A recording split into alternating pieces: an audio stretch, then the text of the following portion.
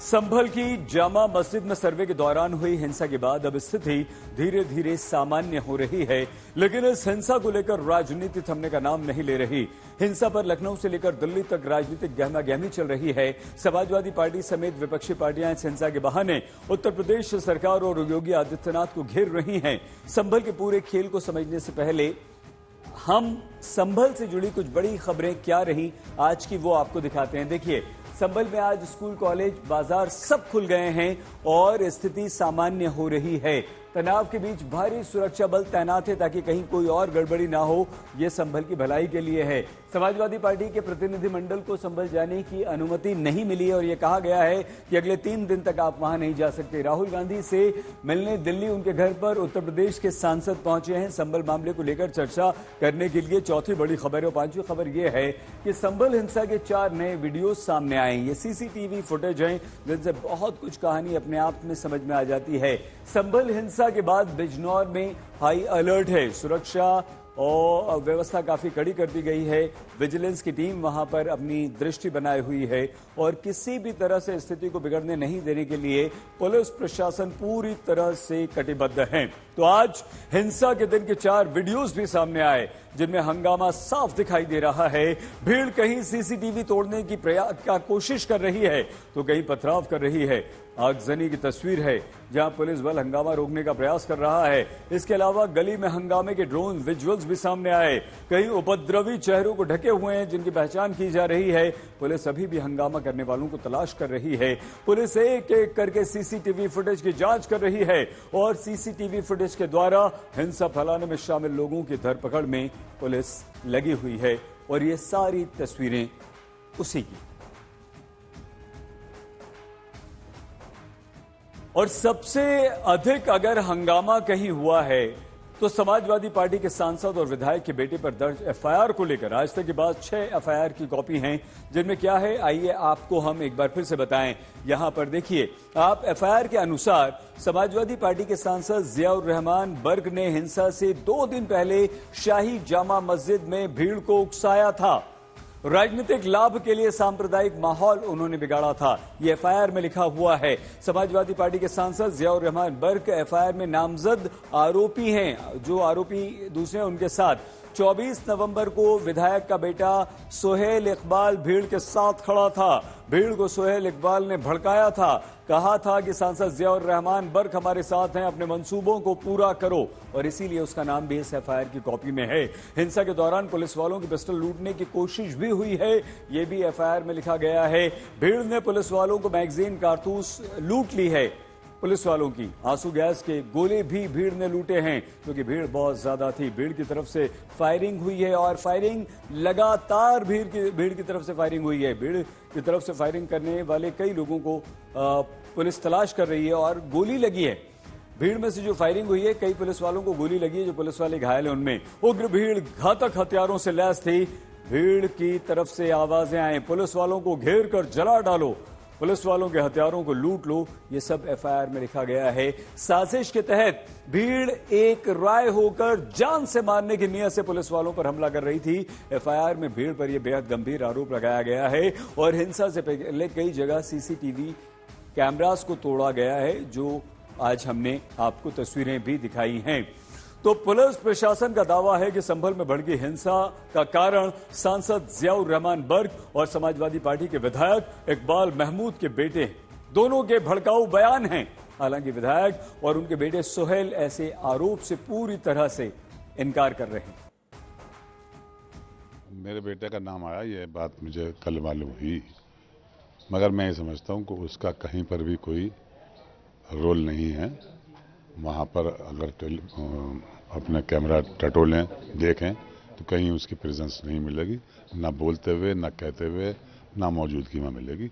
वो निर्दोष है और ये हम साबित करेंगे। 24 तारीख में जहाँ मेरी प्रेजेंस है वहाँ पर वो मैदान है। मैदान में कोई भीड़ नहीं आई। वहां पे सीसीटीवी कैमरेज लगे हुए हैं, वहां पर आप देख सकते हैं, वो फुटेज ली जा सकती है, वो पुलिस के कैमरे लगे हुए हैं। वहां कोई भीड़ नहीं आई।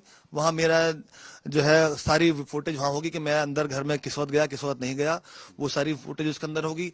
और अगर इसके अलावा मैं भीड़ में गया होता, नीचे भी होता, तो नीचे की वीडियो होती, क्योंकि वहां मीडिया भी थी, वहां ड्रोन पुलिस के चल रहे थे, वहां पे कैमरे भी चल रहे थे पुलिस के, सब चीजें चल रही थी।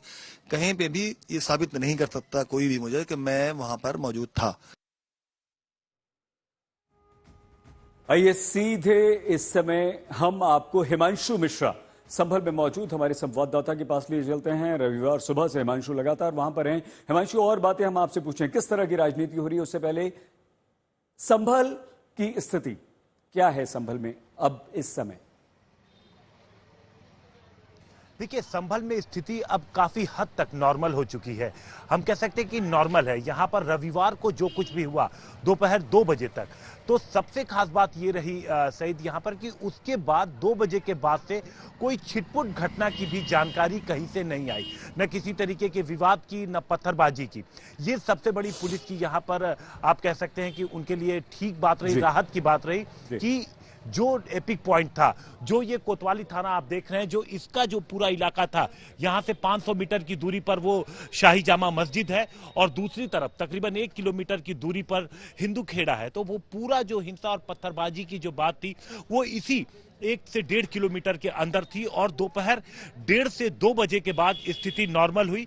और आज की अगर हम बात करें तो आज स्कूल, जो छोटे बच्चों का भी स्कूल था, वो भी खुल गया। और उससे भी बड़ी बात कि जो पेरेंट्स थे उनके अंदर भी किसी तरीके की कोई डर नहीं, क्योंकि वो अपने बच्चों को स्कूल एकदम नॉर्मल पहुंचा रहे थे। उन्होंने कहा कि किसी तरीके की कोई भी फिलहाल अब डर की बात नहीं है। पुलिस इसके साथ जो इन्वेस्टिगेशन कर रही है, अभी हमें जो जानकारी मिली है कि 25 अरेस्टिंग के बाद करीब 25 से 27 लोगों को पुलिस ने और आइडेंटिफाई करके उनको डिटेन किया, हिरासत में लिया है। अब उनके स्टेटमेंट रिकॉर्ड किए जाएंगे और अगर कोई भी चीज, किसी की भी संलिप्तता अगर नजर आएगी पत्थरबाजी से या हिंसा से, तो उसको गिरफ्तार करके आगे की कार्रवाई की जाएगी। सही, बहुत धन्यवाद आपका हिमांशु। हिमांशु मिश्रा हमारे संवाददाता संभल से जानकारी दे रहे थे। संभल में स्थिति अब एकदम सामान्य है, जनजीवन सामान्य हो चुका है।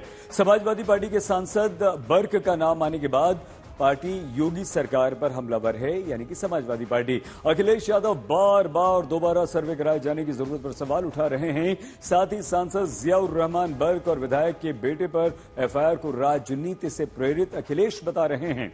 वहीं आज संविधान दिवस के अवसर पर सरकार को घेरने की पूरी कोशिश भी उन्होंने की।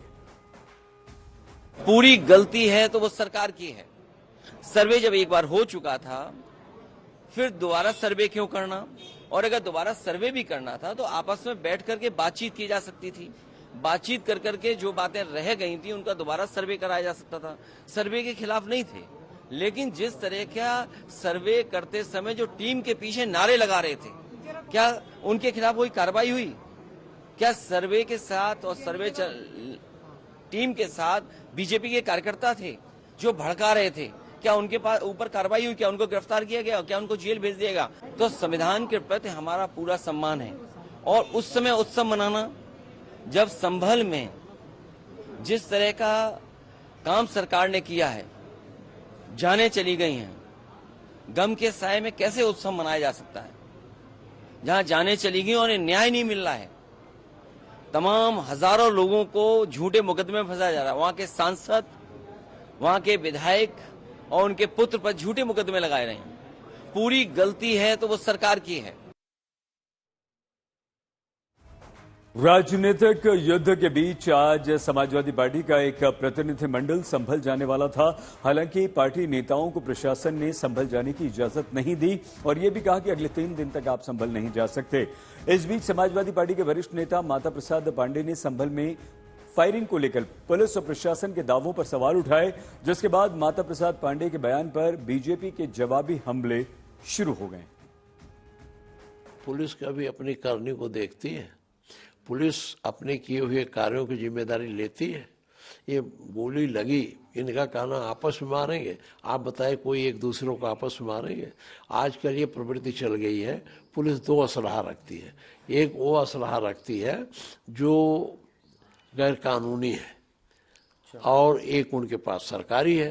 तो जहाँ गोली चलाना होता है बहुत कम अवसर पर सरकारी असलहे चलाते नहीं, जो दूसरे प्रकार के असला रखते हैं उसी से गोली चलाते हैं। दंगे को रोकने के लिए, उपद्रवियों को रोकने के लिए, दंगाइयों को रोकने के लिए हम जो भी तरीका होगा हम उसे इस्तेमाल करेंगे।